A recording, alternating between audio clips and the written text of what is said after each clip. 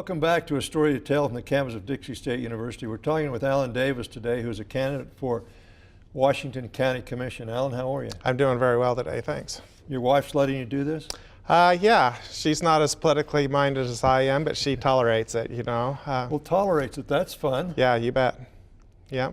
I interviewed a guy a couple of years ago, and he said it took him 6 months to talk his wife into letting him run for office. Yeah. Well, it didn't take that long for me. It was just well, that's good. Do you have other family? I do. I have a young son, 15, and a daughter, 17. Well, that sounds like a fantastic family. Yeah. One of each. Good kids, both of them. Why are you running for office?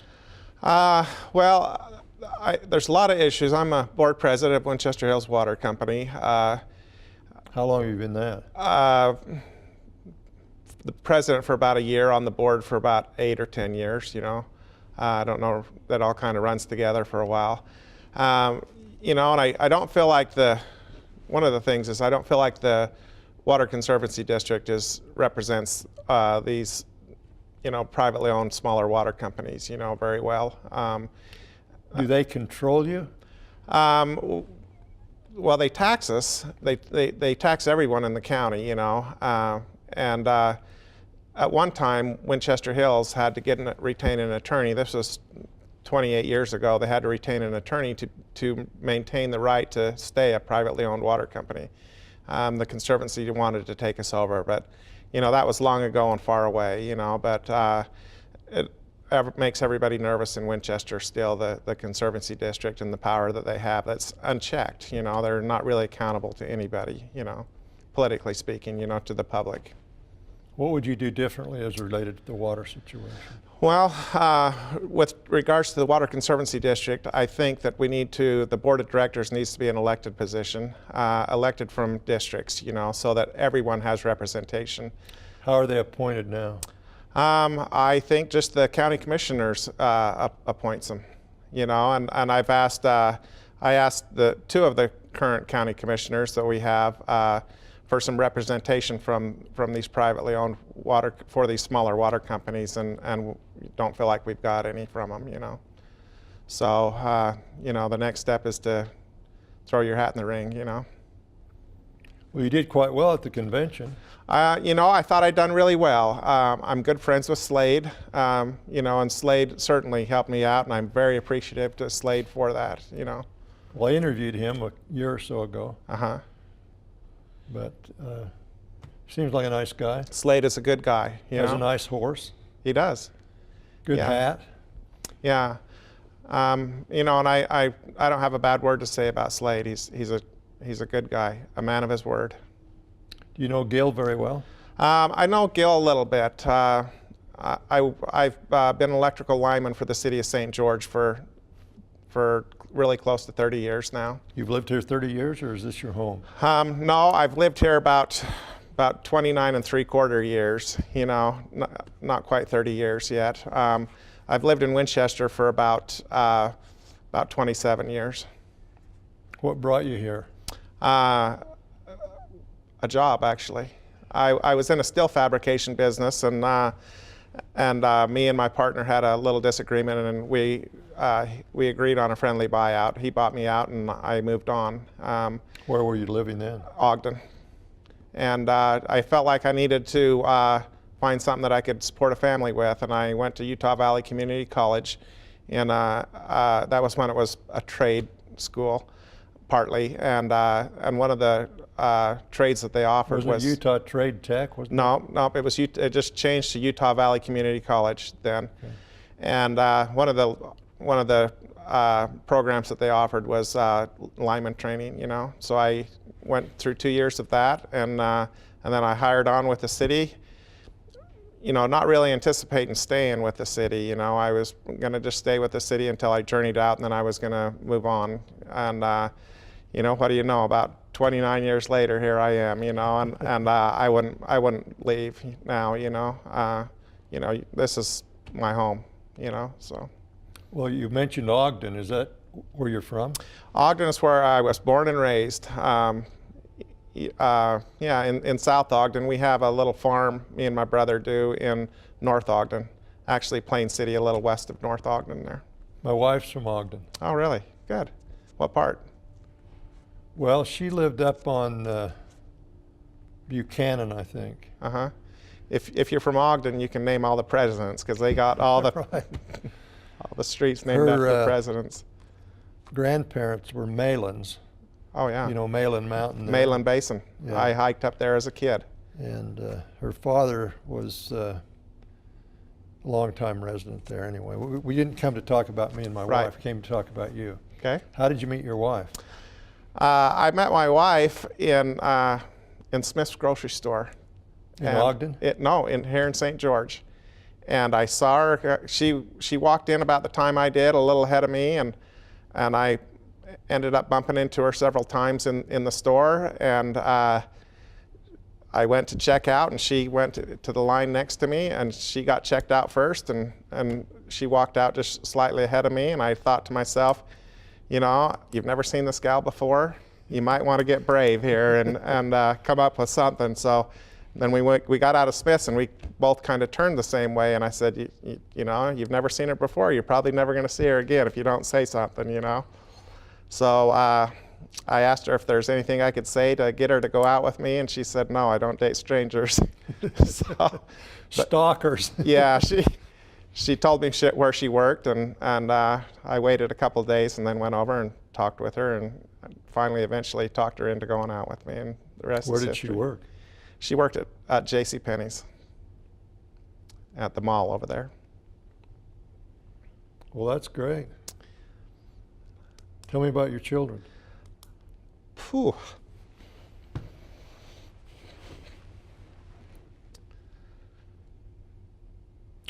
Unless you want to talk about something else. I didn't realize it was as emotional of an issue as it was. Both my children are adopted. And just, you know, very grateful for both of them. I just, you know, I just feel like that they were supposed to come to our home just in a different way. So we have both of our kids know their birth mothers. We adopted them as 2-day-old babies.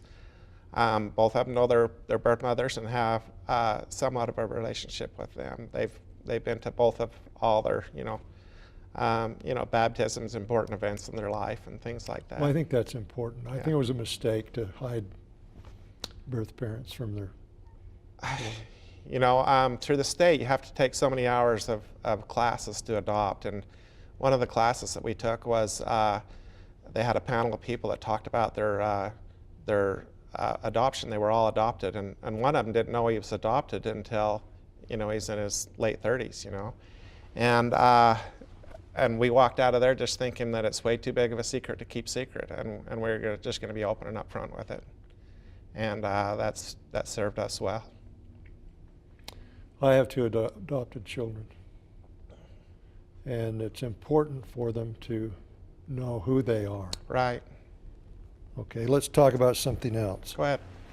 How do you feel about the land situation for the government? Well, I'm not very happy about that. I've done a little bit of research and asked a few people.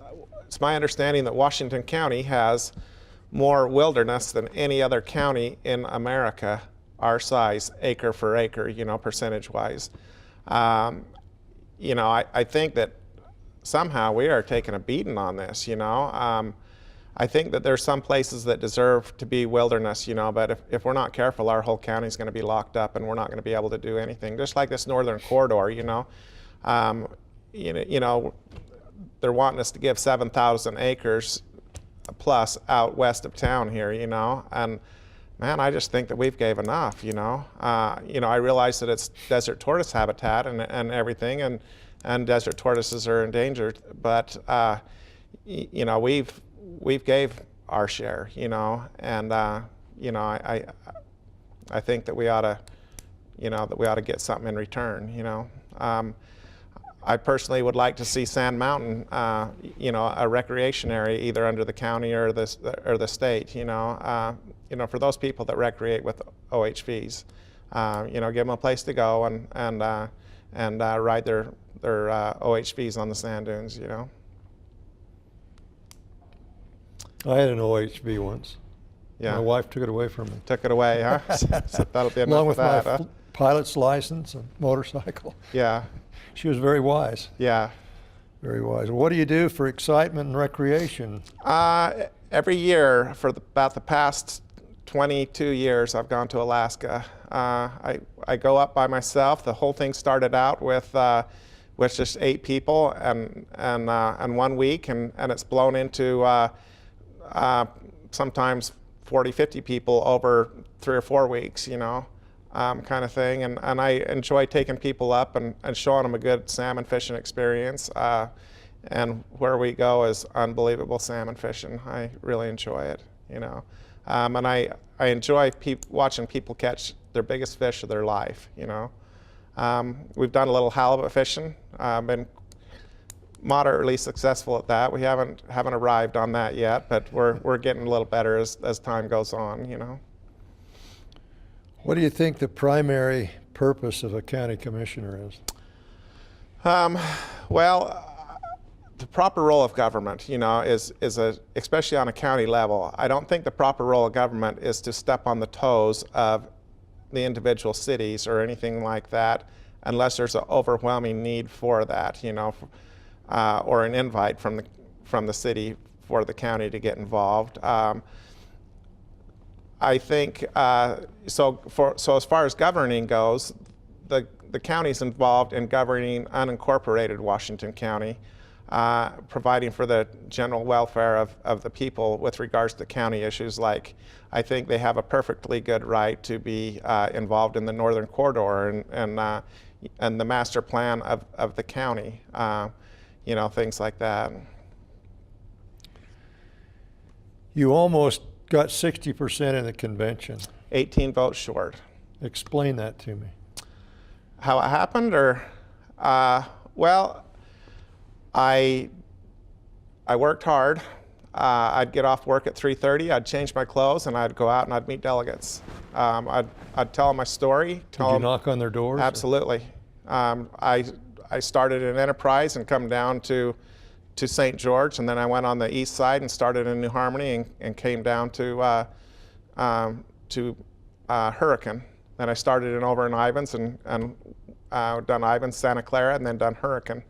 I run out of time, you know. I didn't have enough time to get to most of St. George, and I think that cost me the 18 votes that I needed to make it. But, you know, first timer in politics, I just about knocked off, you know, my opponent. You know, I think that was a huge accomplishment right there. Would I have liked to have knocked him off and not had a primary? Absolutely. But you know, there's probably some reason, some purpose for that I'm not quite sure of. You know, maybe later in life I'll know. You know, maybe I won't.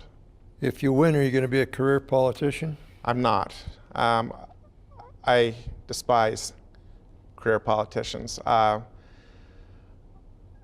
I probably would only serve 2 terms, especially if there was somebody that I thought would take over at that point. You know, if I didn't have confidence in who was running for the 3rd term, I would seek a 3rd term, but I absolutely would not serve longer than a 3rd term. Caucus system. How do you feel about that? I've been a delegate 3 times. After the first time I was a delegate, we had little badges that we wore on a necklace with a clear thing that had our credentials in it. They said, we want to recycle those, so put them in the thing, you know, in a little basket as you walk out. And I put it in there, and I was on the way out, and I thought, I really want to keep that little credential, you know. And so I went back and I asked the gal if I could get it out. She said, yeah, sure. So I had to dig through all those to find mine. I pulled it out. I wrote on the back of it, you know, a little bit about it, and I stuck it in a special box that I have. You know, my kids, you know, after my passing are probably going to pull a lot of that stuff out and say, what did Dad keep this for, you know, and toss it to the side, but hopefully they read on the back what it really means to me. I believe in the caucus system 100%. Me, myself, I will not vote for anybody that tries to circumvent the caucus system with signatures. You have the right in our state to go with signatures. However, don't come to the convention and expect me to vote for you, because I will not. Even if I like you, I will not vote for you.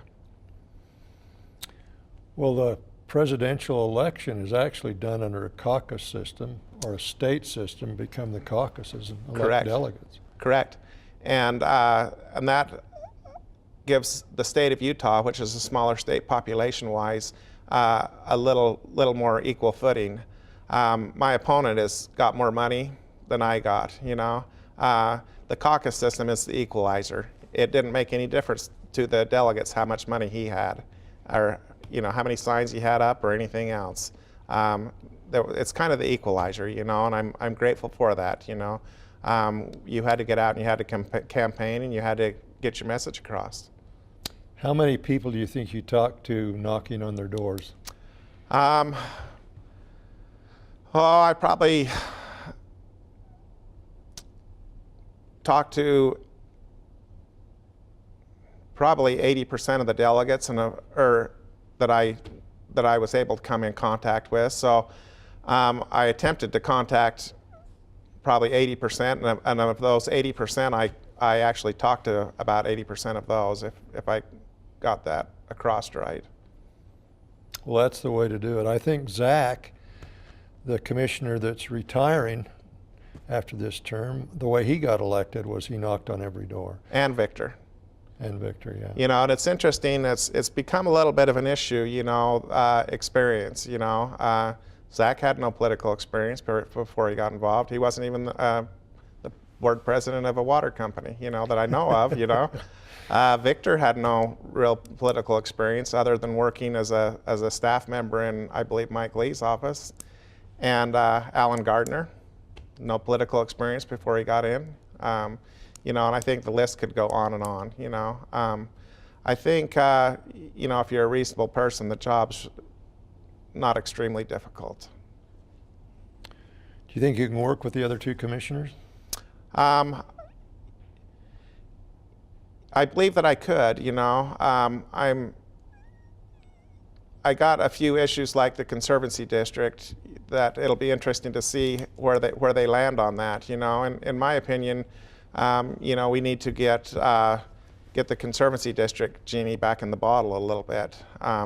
And I think the time to do that is when Ron Thompson retires. In my opinion, Ron Thompson is the most powerful man in Washington County. He's isolated himself over the years. He hasn't always been that, you know. He's evolved into that. And you know, if you tried to put that genie back in the bottle now, he would just drop anchor and there'd be no movement there. The time to get that genie back in the bottle is when the new guy takes over, which is my understanding going to be Zach Renstrom, you know. So, you know, that's, and, you know, at that time you would make him an appointed employee of the county and not a full-time employee. And full-time employees have rights. You know, they can't be fired, they can't be let go at any reason, but an appointed employee like department heads at the City of St. George or the city manager at the City of St. George are all appointed, you know. And then if for one reason or another he's not doing the will of the commission, which is a three-man commission, it's not just a one-man commission. And I have no ill will with regards to Zach. You know, he announced my opponent in convention, and I have no ill will towards him. But I do believe that you know, we need to get the Conservancy District genie back in the bottle, you know, and make them more accountable to the general public, you know, the taxpayers that they serve. I believe that elected officials should not nominate other people running for office.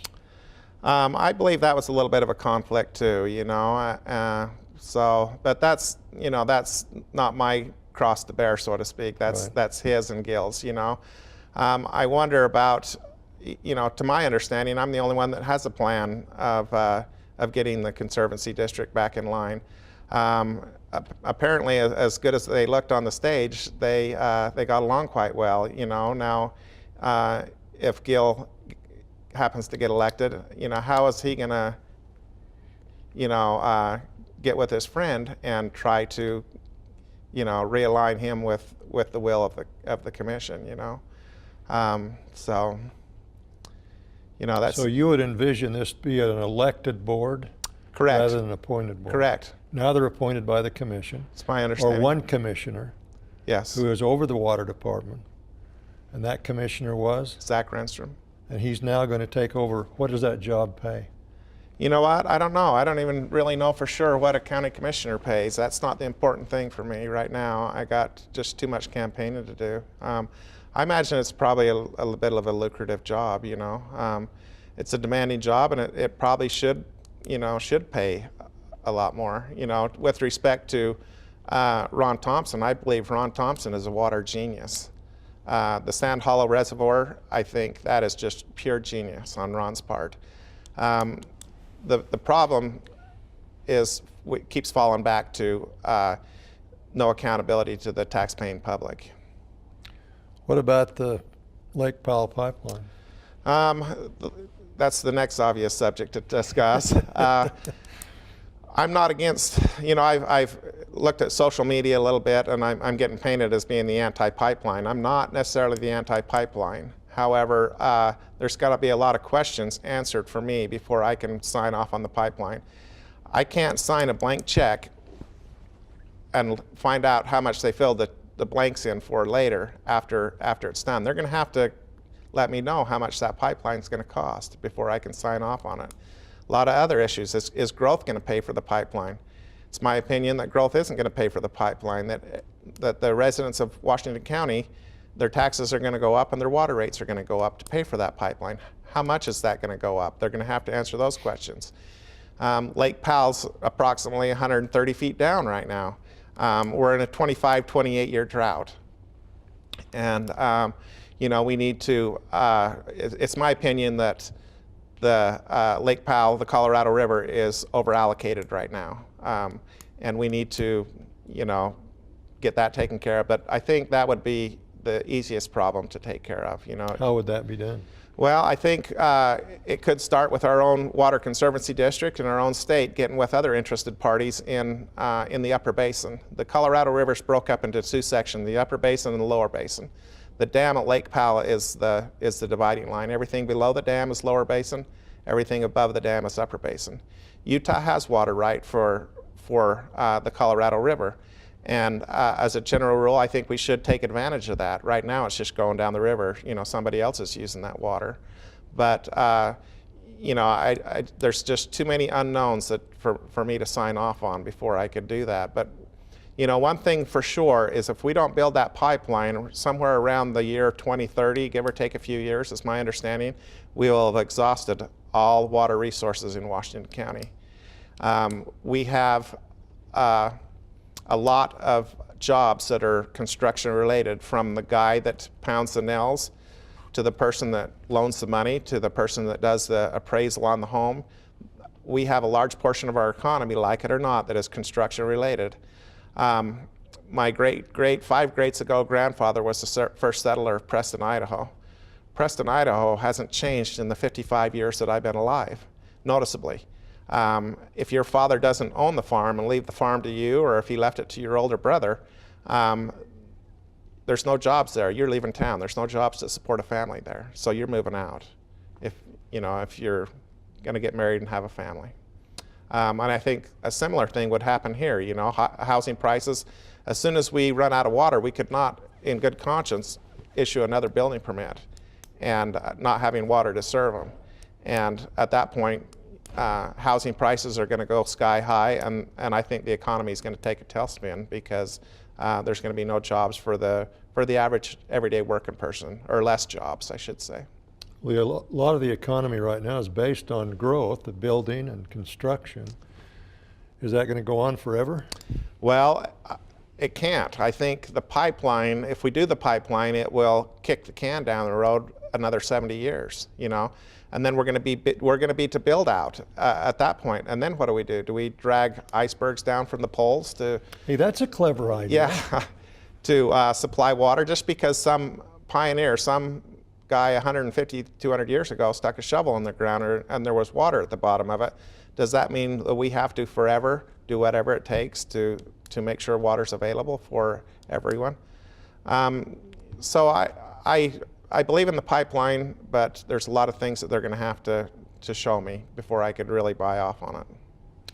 Well, Bill Hickman, in a conversation at one of the meetings, do you know Bill Hickman? I do.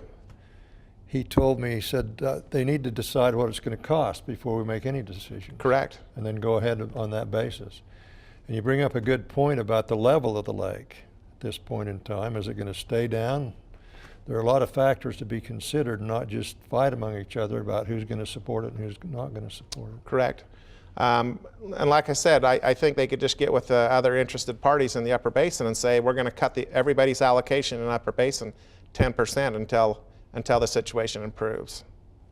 That'd be a good idea. Well, we got 2 minutes left. What's your final word? Oh, God, I like it better when you ask the questions. My final word, it'll be an interesting race. I'm looking forward to it.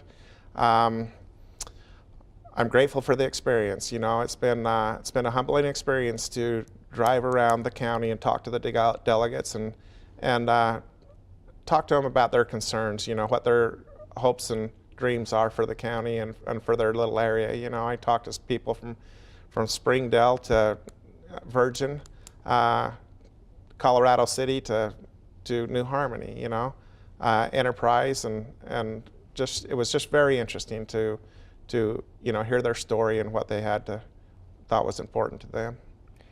Well, I think you made a good point about representing the people and listening to the people. I don't think a lot of politicians do. They say they will, and they get in office and they just ignore the people. Yeah. And if we paid more attention to the people, I think we'd all be better off. And not forget where we come from. Right. At one time we were all one of those people. You know, That's we right. might think that we're, you know, if you get elected, you're a county commissioner, but it's not that way. You're still one of the people. That's right. Well, Alan, it's good to visit with you. Thank Okay. you for being a guest on A Story to Tell. Okay, I appreciate it. Thank you. We've been talking to Alan Davis. One thing I need to encourage you to do is vote. Whoever you're going to vote for, vote. Make sure you vote. We don't need 17% of the registered voters voting. We need 100%. And that way we have government by the people and for the people. Thank you for being with us on A Story to Tell.